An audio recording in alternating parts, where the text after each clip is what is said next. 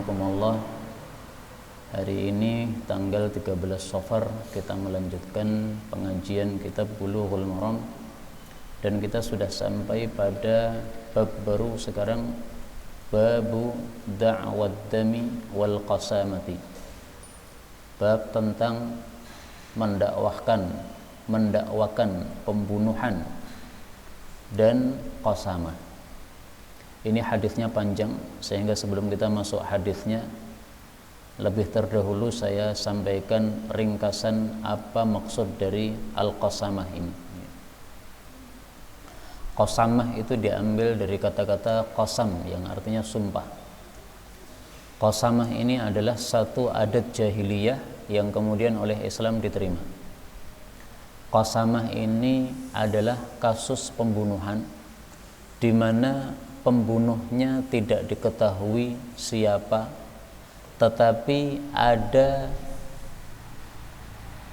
tersangka terhadap pembunuhan tersebut karena ada tanda-tanda yang menunjukkan kepadanya. Misalnya,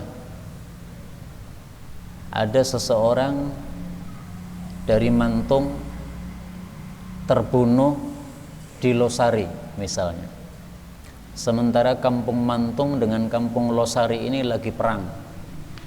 Nah, ini ada orang Mantung tiba-tiba terbunuh di Losari malam hari. Yang membunuh siapa? Nggak tahu. Tetapi orang-orang mengira ini pasti yang membunuh orang Losari ini. Kenapa? Karena ada permusuhan antara Mantung sama Losari dan terbunuhnya di Losari. Atau sebaliknya, orang Losari main ke Mantung, tiba-tiba mati di Mantung. Sementara ada permusuhan antara dua kampung ini. Nah, berarti yang tertuduh siapa? Orang-orang Mantung. Tapi tidak diketahui siapa pelakunya. Nah, itulah yang dimaksud qasamah. Bagaimana cara mengatasinya? Cara mengatasinya adalah kumpulkan 50 orang dari Losari. Mereka bersumpah demi Allah bahwasanya orang Mantung yang membunuh anggota kami. 50 orang kumpulkan untuk bersumpah bahwasanya warga kami telah dibunuh orang-orang Mantung. Buktinya apa? Buktinya malam-malam terbunuh, tiba-tiba terkapar di Mantung. Lah taunya dari mana bahwasanya yang membunuh orang Mantung? Kan bisa aja yang membunuh bukan orang Mantung. Nah, maka jawabnya karena kami sedang bermusuhan dengan orang Mantung. Nah, berarti kalau matinya di sana, pembunuhnya orang sana. Seandainya orang-orang Mantung menerima sumpah tadi, maka berarti orang Mantung harus kumpulkan 100 onta diberikan kepada warga Losari, diberikan kepada keluarga korban sebagai ganti dari nyawa yang sudah melayang tadi. Tapi kalau orang Mantung tidak terima dengan tuduhan tadi, kami enggak tahu apa-apa. Memang kami lagi bermusuhan sama Losari, tapi kami enggak tahu apa-apa. Yang membunuh bukan kami. Demi Allah kami enggak membunuh. Nah, supaya mereka bebas, maka caranya mereka harus kumpulkan 50 orang. 50 orang ini kemudian bersumpah, demi Allah kami orang-orang Mantung tidak membunuh warga Losari yang mati di sini nih. Kita nggak tahu yang membunuh siapa, nggak tahu. Nah, itu namanya qasamah. Jadi saling sumpah. Yang kampung yang menuduh sumpah 50 orang, yang tertuduh kalau tidak terima juga sumpah 50 orang. Nah, kalau mereka yang dituduh tadi sudah bersumpah 50 orang bahwa kami tidak membunuh, maka berarti sudah bebas. Berarti gimana? Ya sudah. 0-0, 0-0, tidak ada yang dituntut dan tidak ada yang menuntut karena tidak ada buktinya sama sekali. Tetapi qasamah itu fungsinya adalah seperti mubahalah, sehingga Allah nanti akan buktikan bahwasanya siapa yang jujur, apakah orang Losari yang menuduh bahwasanya si Mantung yang membunuh ataukah si Mantung yang bersumpah bahwa kami tidak membunuh. Biasanya qasamah ini tidak begitu lama, tidak sampai 1 tahun, nanti Allah akan binasakan siapa yang bohong. Maka seandainya yang bohong adalah orang-orang Losari, mereka sebenarnya tahu yang membunuh bukan Mantung tetapi menuduh Mantung, maka mereka nanti 50 orang yang sumpah tadi tidak sampai 1 tahun nanti akan mati semuanya bareng-bareng. Atau mati satu persatu sampai 50 orang yang sumpah mati semuanya. Atau kalau yang bohong adalah yang orang Mantungnya, sebenarnya mereka membunuhnya tapi tidak mau ngakui. maka mereka nanti 50 orang yang sumpah tadi tidak lama akan mati juga, dimatikan oleh Allah Subhanahu wa taala. Maka fungsi qasamah ini mirip dengan fungsi mubahalah, yaitu siapa yang bohong nanti akan dibinasakan oleh Allah Subhanahu wa taala. Adapun mubahalah bisa dicari penjelasannya di dalam Al-Qur'anul Karim. Allah Subhanahu wa taala menyebutkan tentang mubahalah pada surah Ali Imran ayat 61. Ketika Nabi Muhammad sallallahu alaihi wasallam didebat oleh orang-orang Nasrani. Orang-orang Nasrani mengatakan Isa itu bukan nabi, tapi Isa itu adalah Tuhan atau anak Tuhan. Maka Rasulullah menantang mereka untuk mubahalah. Faman hajjaka fihi, siapapun yang mendebat engkau wahai Nabi tentang Nabi Isa, mim ba'di ma ja'aka minal ilm, setelah ilmu datang kepada engkau bahwasanya Nabi Isa adalah nabi bukan anak Tuhan, fakul, maka katakanlah kepada mereka, ta'alau, marilah ke sini, nad'u abna'ana wa abna'akum, kita ajak anak-anak kita, anak-anak kalian, wa nisa'ana wa nisa'akum, istri kita, istri kalian, wa anfusana wa anfusakum, kita semuanya juga datang. Untuk apa? Thumma nabtahil, kemudian mubahalah, sumpah, siapa yang benar, kamu atau saya. Fanaj'al la'natallah 'alal kadzibin, maka kami timpakan laknat Allah bagi yang bohong.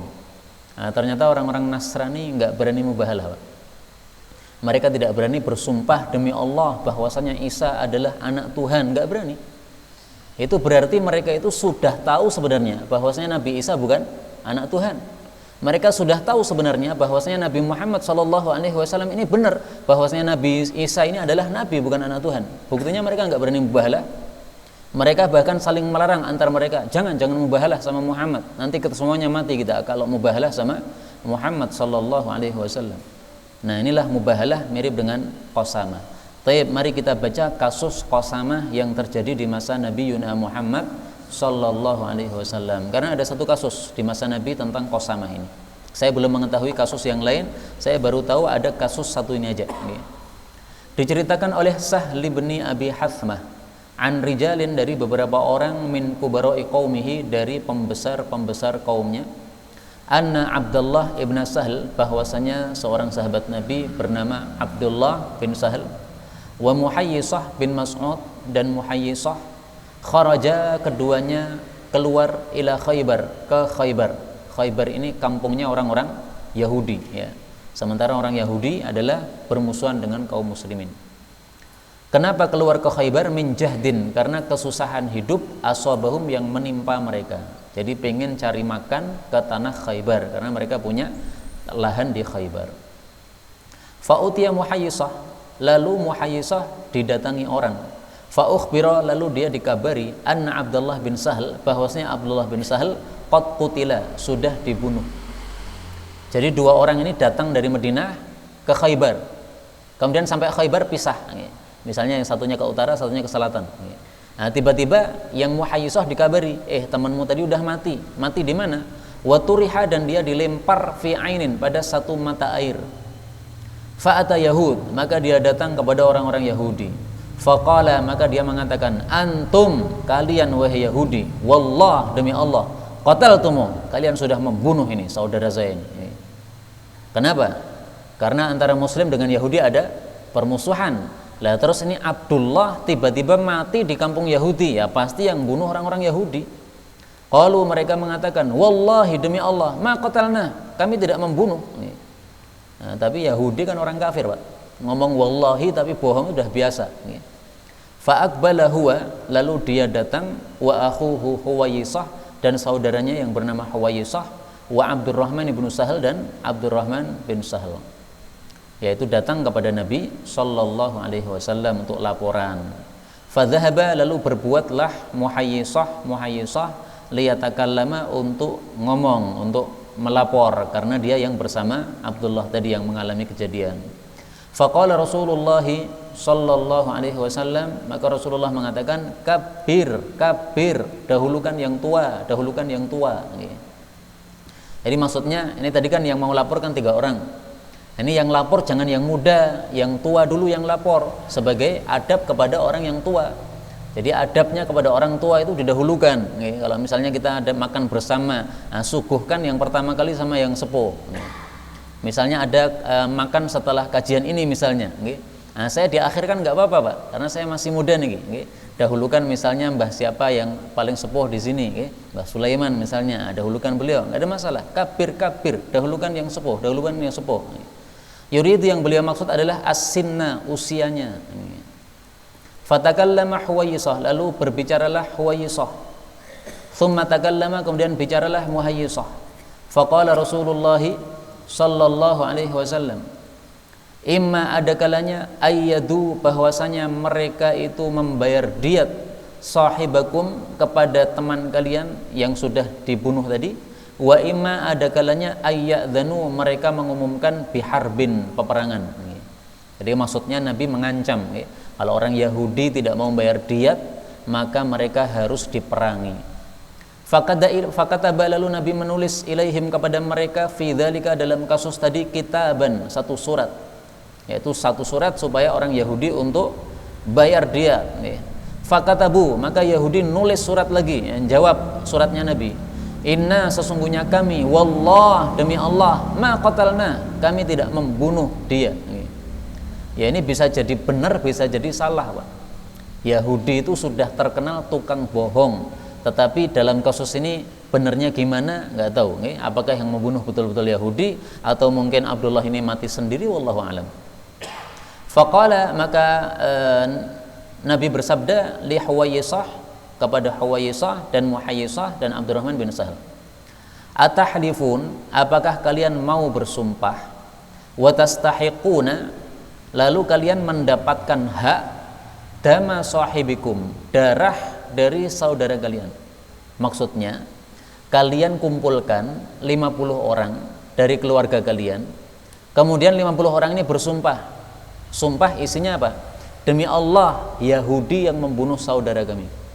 Semua orang, 50 orang itu. Bagaimana kalau kerabatnya nggak sampai 50 orang? Boleh 25 orang, tetapi masing-masing satu orang sumpah 2 kali, supaya sumpahnya menjadi berapa?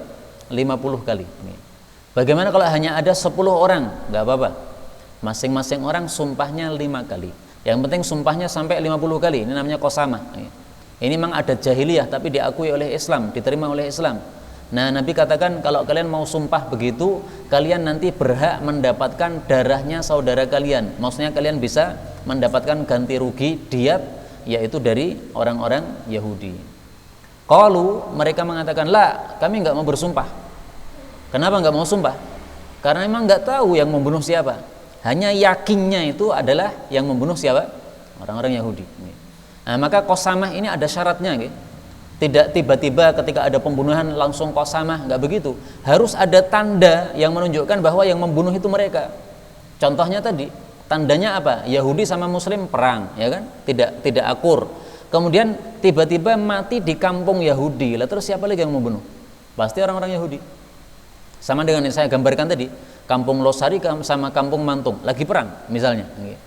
Nah, kemudian tiba-tiba ada orang Losari datang ke Mantung, makan mie ayam di sana, tiba-tiba lehernya sudah tergorok. Nah, ini mesti orang Mantung ini. Kenapa? Lagi perang. Nah, ada tandanya. Tandanya tidak harus perang, tandanya apapun.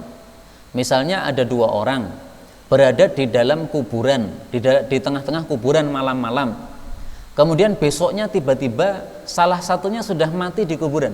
Nah, berarti kira-kira yang membunuh siapa? Yang tadi, temannya tadi yang tadi malam itu bersama dia. Atau misalnya ada seseorang udah ranggenah pacaran misalnya, tiba-tiba mati yang perempuan. Nah, kemudian diketahui bahwasanya ini orang pacaran ini ternyata sebelumnya sudah berantem dulu. Nah, kira-kira berarti siapa yang bunuh ini? Nah, paling pacarnya sendiri. Sudah nggak syar'i, kemudian apa? Mati lagi. Nah, maka ini berarti ada tanda-tandanya, tanda-tanda siapa yang membunuhnya. Itu bisa dilakukan qasamah seperti ini.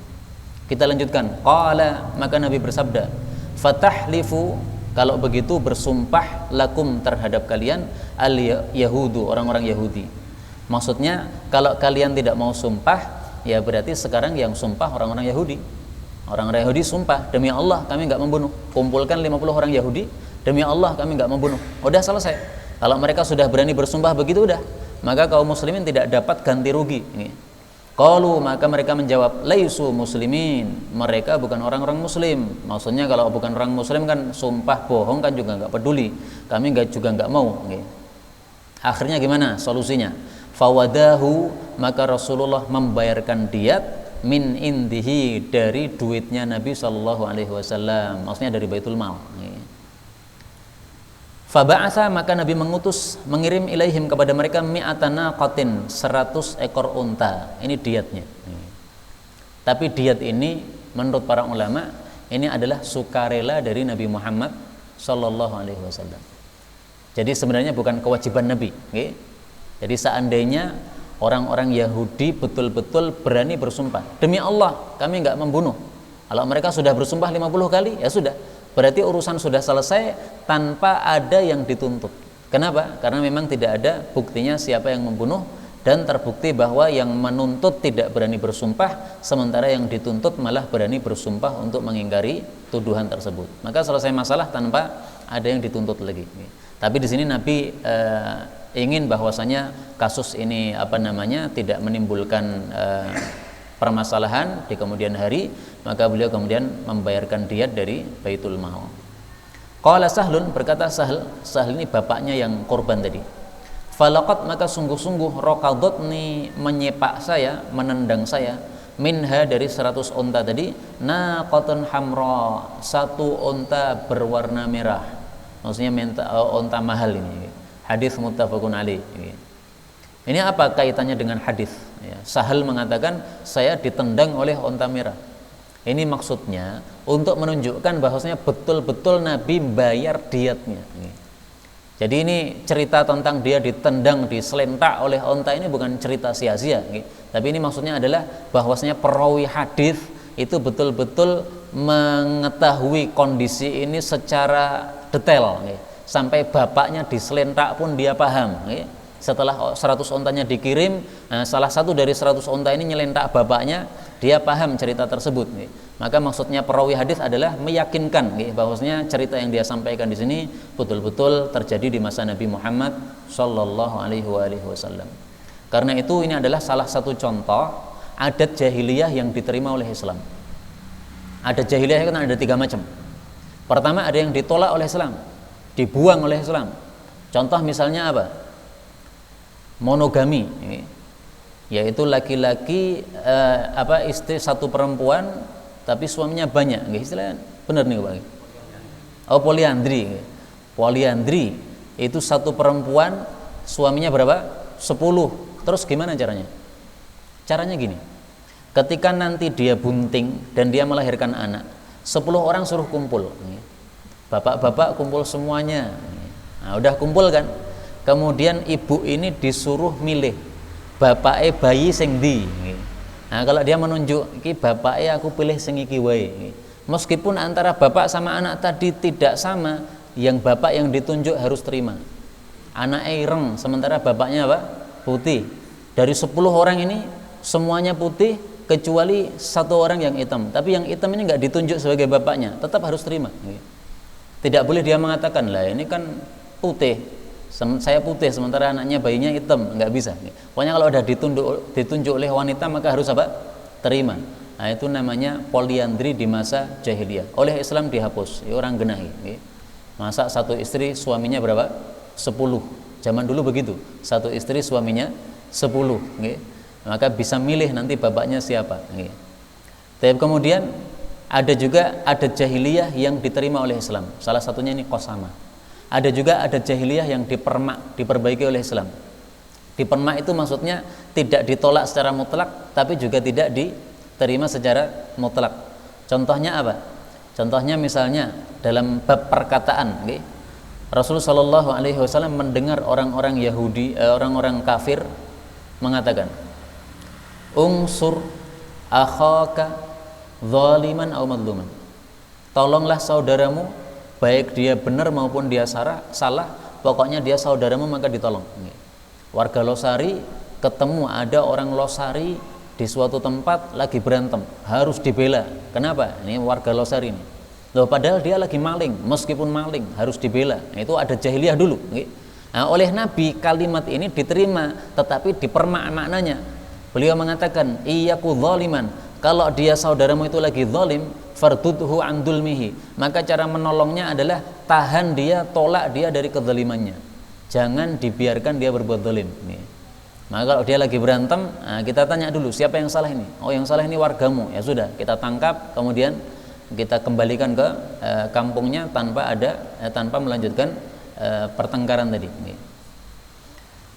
Tapi ini qasamah termasuk adat jahiliyah yang diterima oleh Islam. Dalilnya hadis 1202. Wa an rajulin minal ansari anna Rasulullah sallallahu alaihi wasallam aqarra, mengakui al-qasamata, qasamah, ala ma kanat alaihi fil jahiliyah, sesuai apa yang berlaku di masa jahiliyah.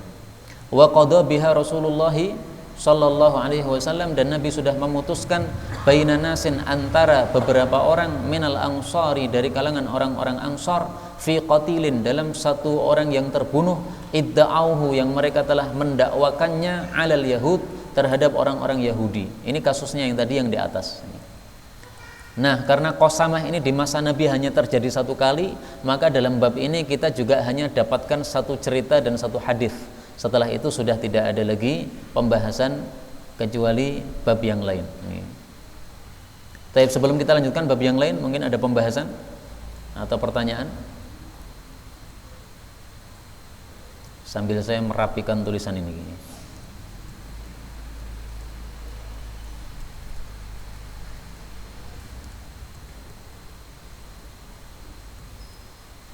Ini masalah-masalah hukum semua nih Pak, yang kita bahas, nggak ada masalah. Insya Allah nanti kalau selesai Bulughul Maram udah kita akan ganti bab lain, kitab lain. Tapi karena sudah masuk maka kita lanjutkan. Tapi kalau tidak ada pertanyaan, kita lanjutkan bab baru, bab kita li ahlil baghi, bab memerangi para pemberontak.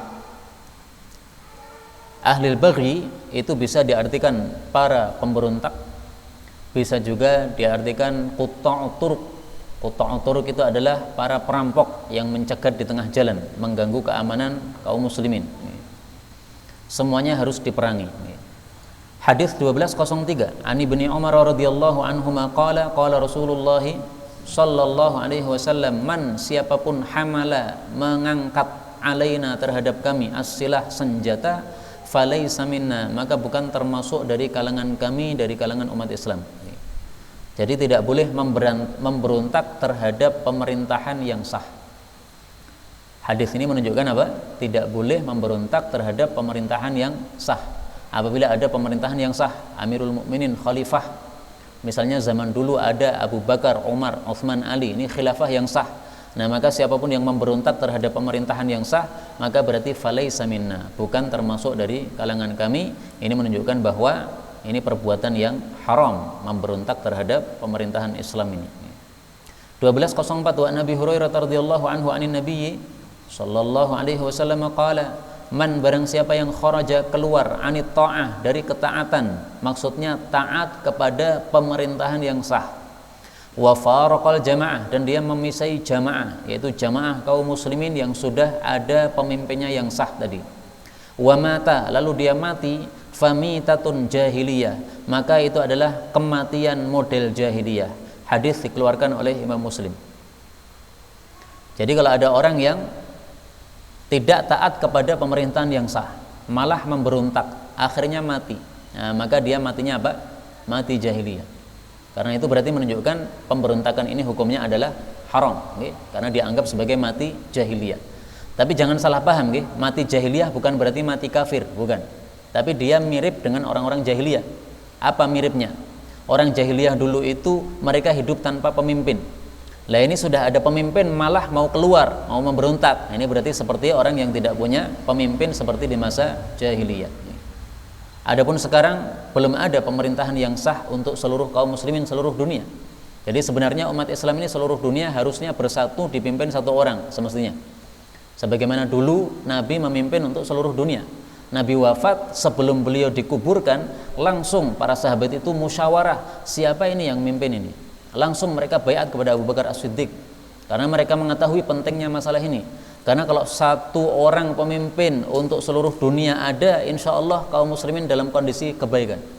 Tapi kalau kaum muslimin ini tidak dipimpin satu orang pemimpin seluruh dunia, maka itu nanti akan mudah untuk diadu domba. Maka sebelum Nabi dikuburkan itu para sahabat sudah musyawarah dulu. Jangan sampai kita nunggu menunda-nunda, nanti sahabat sudah bertengkar dulu, padahal Nabi apa? Barusan wafat. Nah, sebelum terjadi itu langsung dibaiat Abu Bakar As-Siddiq radhiyallahu taala anhu. Padahal itu tidak ada wasiat dari Nabi. Nabi tidak berwasiat, nanti kalau saya mati maka Abu Bakar, enggak ada wasiat. Kalau ada wasiat maka tidak perlu musyawarah tadi. Karena tidak ada wasiat, maka akhirnya para sahabat musyawarah, ini enaknya gimana nih? Siapa yang jadi pemimpin ini? Nah, akhirnya sepakat semuanya siapa? Abu Bakar As-Siddiq radhiyallahu taala anhu. Nah, maka mudah-mudahan sebentar lagi kita akan bersama khalifah, wallahu alam bisawab kapan, tapi mudah-mudahan kita berharap kepada Allah bahwa ada khalifah untuk seluruh kaum muslimin di dunia sehingga umat Islam ini hidup dalam keadaan aman dan tentram. Amin ya rabbal alamin. Dan bukan berarti kalau ada pemimpin seluruh dunia itu berarti kita menggoyang Indonesia, bukan. Nggak ada kaitannya itu. Karena ini urusan Indonesia, urusan sendiri. Ini kalau urusan khilafah ini urusan seluruh dunia, nggak ada kaitannya dengan apa? Indonesia. Jadi bukan berarti kemudian kita memberontak sama Pak Jokowi, bukan begitu. Itu orang nggak paham khilafah. 1205. Wa an Ummi Salamah radhiyallahu anha qalat qala Rasulullah sallallahu alaihi wasallam taqtulu akan membunuh Ammar bin Yasir al-fi'atul baghiyah, kelompok pemberontak, kelompok yang zalim. Baghiyah dari kata-kata baghyun artinya zalim karena dia memberontak. Hadis diriwayatkan oleh Imam Muslim. Hadis ini menunjukkan bahwasanya ketika ada perperangan antara kubu Muawiyah dan kubu Ali bin Abi Thalib, padahal sama-sama sahabat Nabi, maka pada kasus tersebut yang benar adalah kelompoknya Ali, sementara kelompoknya Muawiyah adalah kubu yang salah. Kenapa? Karena waktu itu Ali sudah dibaiat sebagai pemimpin yang sah. Nah, ketika ada kubu Muawiyah kemudian menyerang kubunya Ali bin Abi Thalib, ini berarti apa? Ini berarti mereka adalah kelompok yang pemberontak atau kelompok yang zalim. Tapi harus diingat bahwasanya semua itu sahabat Nabi. Ali bin Abi Thalib sahabat Nabi, Muawiyah juga sahabat Nabi. Dan kita Ahlus Sunnah wal Jamaah dilarang mencela sahabat Nabi sallallahu alaihi wasallam. Lah terus untuk mendudukkan kasus itu gimana? Nah, untuk mendudukkan menurut para ulama kita adalah bahwa di situ bukan kelompok yang muslim dengan kafir, tidak. Tapi semuanya adalah muslim. Hanya bedanya yang satu benar, yang satu salah. Yang satu ijtihadnya pas sehingga benar, yang satu ijtihadnya salah tidak pas sehingga salah. Dan namanya orang yang mujtahid, yang ijtihad, itu semuanya dimaafkan apabila dia salah. Maka di sini apa? Tidak boleh kita mengatakan berarti Muawiyah ahli neraka karena dia menyerang Ali bin Abi Thalib radhiyallahu anhu, enggak. Mudah-mudahan semuanya dimaafkan oleh Allah Subhanahu wa taala dan juga kita termasuk yang dimaafkan oleh Allah bersama mereka. Amin ya rabbal alamin. Hadis berikutnya. Untuk bab-bab yang gini kita cepetin aja, nggih.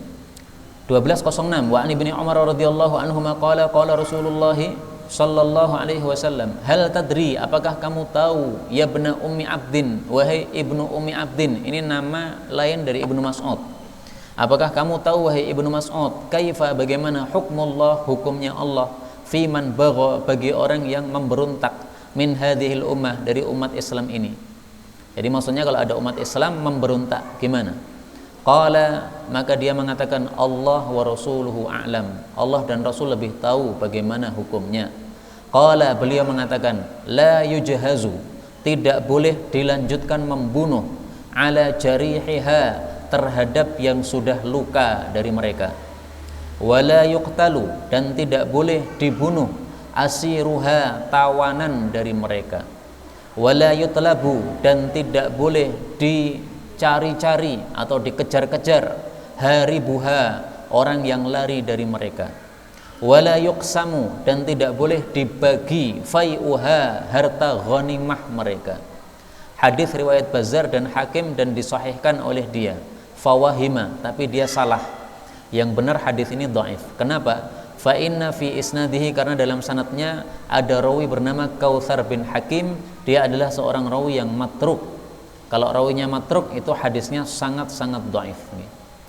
Tetapi wasahha sahih an Ali, dari Ali bin Abi Thalib, min turukin, dari beberapa jalur, nahwuhu, semisal hadis di atas, tetapi mauqufan, hanya perkataan Ali, bukan sabda Nabi sallallahu alaihi wasallam.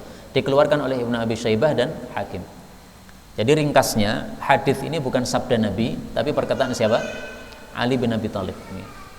Ali menjelaskan, kalau ada yang memberontak terhadap pemerintahan yang sah, maka kita memerangi mereka sampai mereka takluk atau tunduk. Seandainya mereka kalah, maka hukum ini berlaku. La yujhazu ala jarihiha. Yang sudah luka tidak boleh kita lanjutkan dibunuh, nggak boleh. Udah luka, udah nggak bisa melawan, ambil, masukkan rumah sakit, sembuhkan. Wala yuqtalu asiruha. Kalau sudah jadi tawanan, nggak boleh dibunuh. Wala yutlabu haribuha. Yang sudah lari terbirit-birit, nggak boleh dikejar, udah biarkan. Wala yuqsamu fayuha. Kemudian hartanya yang dikumpulkan tidak boleh dibagi-bagi sebagai ghanimah. Kenapa? Karena para pemberontak tadi masih statusnya sebagai orang muslim. Maka orang muslim jangan disikapi sebagaimana perang dengan orang-orang kafir. Jadi bedanya antara kalau kita perang dengan orang kafir dengan perang dengan para pemberontak, bedanya apa? Kalau perang dengan orang kafir, itu tujuannya adalah mereka suruh milih masuk Islam apa mati. Udah, milih dari dua nih.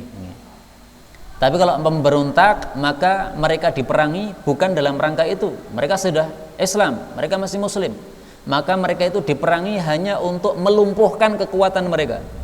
Kalau kekuatan mereka sudah lumpuh, sudah, mereka nggak akan bisa berontak lagi. Sehingga kalau sudah lumpuh, mereka udah biarkan.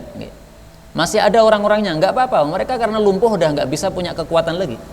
Tapi kalau orang-orang kafir ini, mereka kalau dibiarkan hidup nanti pasti mau cari cara lagi. Bagaimana supaya bisa membunuh orang muslim?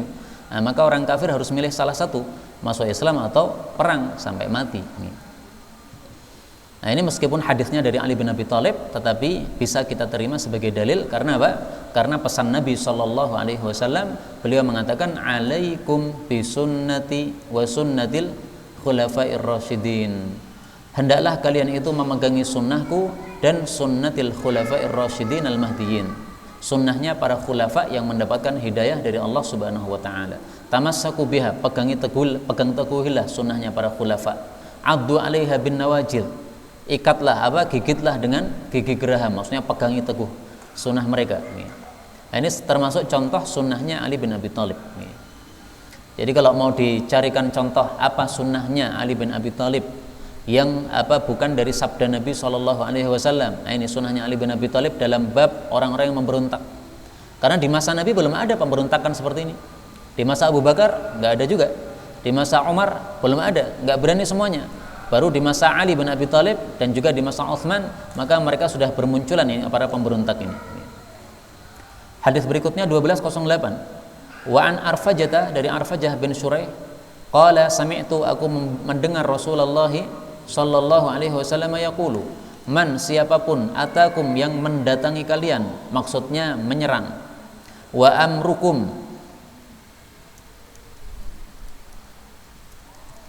amrukum sementara urusan kalian itu jami'un, terkumpul itu maksudnya berjamaah, ya, berjamaah itu maksudnya ada imamnya, ada pemimpin yang sah.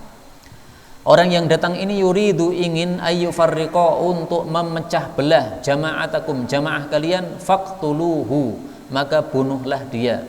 Hadis dikeluarkan oleh Imam Muslim. Nah, hadis ini menunjukkan bahwasanya kalau ada pemberontak menyerang kita umat Islam yang tujuannya adalah untuk memecah belah umat Islam tadi, memberontak kepada pemimpin yang sah, maka Nabi perintahkan faqtuluh, bunuhlah. Tapi kalau ternyata mereka sudah lumpuh, ya sudah tadi, yang sudah mati biarkan mati, yang sudah luka biarkan luka, jangan dilanjutkan dibunuh, yang lari biarkan lari. Maka faqtuluhu, perintah untuk membunuh ini bukan betul-betul supaya mati, bukan, tapi diperintah untuk membunuh supaya mereka lumpuh kekuatannya. Kalau sudah lumpuh kekuatannya, mereka sudah akan kembali merujuk kepada apa yang berlaku sebelumnya. Dalam Al-Quran Allah Subhanahu wa ta'ala menyebutkan hal ini, yaitu pada surat Al-Hujurat ayat 9.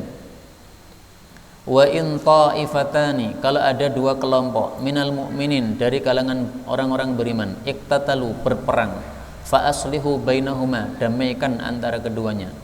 Fa im baghat, kalaulah ada yang melampaui batas, ihdahuma, salah satu dari keduanya, alal ukhra, kepada yang lain, faqatilul lati tabghi, maka perangilah yang melampaui batas, hatta tafi'a ila amrillah, sampai kembali kepada perintah Allah Subhanahu wa ta'ala.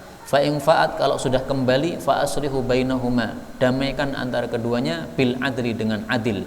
Wa aqsitu, adillah kalian, innallaha yuhibbul muqsitin, Allah mencintai orang-orang yang adil. Nah, di sini Allah mengatakan fa in baghat ihdahuma 'alal ukhra faqatilul lati tabghi. Ini termasuk di dalamnya para pemberontak tadi. Termasuk juga orang-orang yang menjadi quta'ut turuq, yaitu orang-orang yang mereka merampok, mencegat di tengah jalan terhadap kaum muslimin sehingga mengganggu keamanan kaum muslimin. Maka mereka termasuk orang-orang yang bughat di sini, orang-orang yang melampaui batas dan orang-orang yang zalim, sehingga mereka mendapatkan hukum sama dengan ini, yaitu mereka diperangi sampai mereka lumpuh, sampai tidak bisa melakukan apa yang mereka lakukan sebelumnya. Inilah yang dapat kita baca pada malam hari ini secara ringkas. Insyaallah pada pertemuan berikutnya kita akan baca bab baru, karena